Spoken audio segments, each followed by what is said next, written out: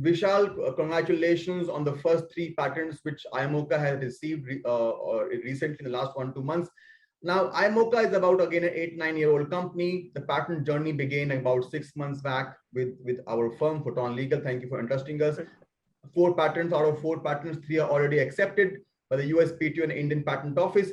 Why did the journey begin so late? The IP journey.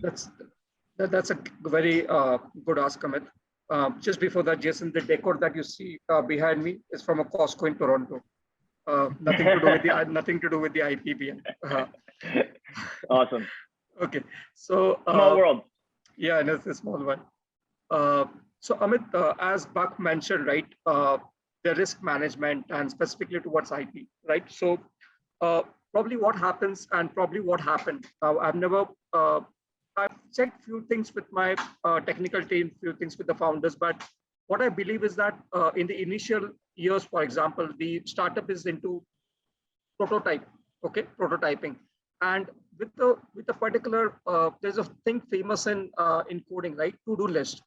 So every code has a / to do, okay, and there's always a to do that we will do will be enterprise ready. We'll add this, we'll add that kind of thing. But that to do, what happens is that once you get the first customer, normally a SMB customer, okay, you start getting a multiple SMB customers and you focus on sales, you focus on servicing the SMB customer, right? Now that to-do list, that to-do thing that you documented, it's kept as to-do till the point that you first start getting hit with a mid-enterprise or an enterprise customer. You start getting into RFPs, RFIs, and the RFPs and RFIs start asking you these questions about security. What about the IP?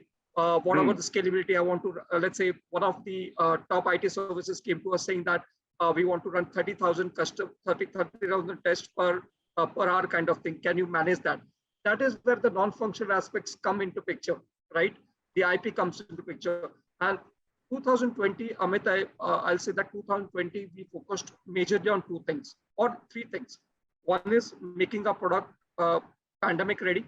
Okay, so one of our live coding interview platform that was planned in 2022, we had to bring in early in 2020 itself, so that we could cater to the pandemic, and it's going successful.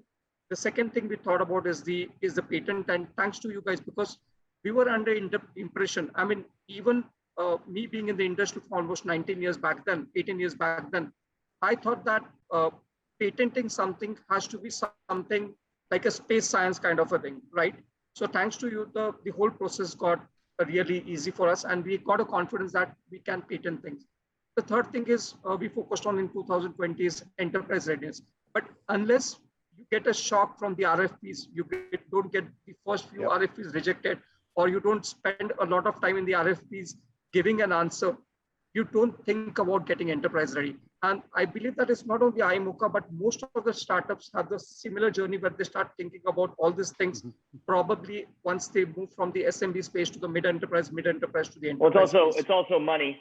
It's also money, right? Like a lot of these things are pay forward stuff that they don't have capital for, so they wait for the capital to pay for it later. So we couldn't pay Amit Photon Legal the same money in 2012, Amit. So yeah. No,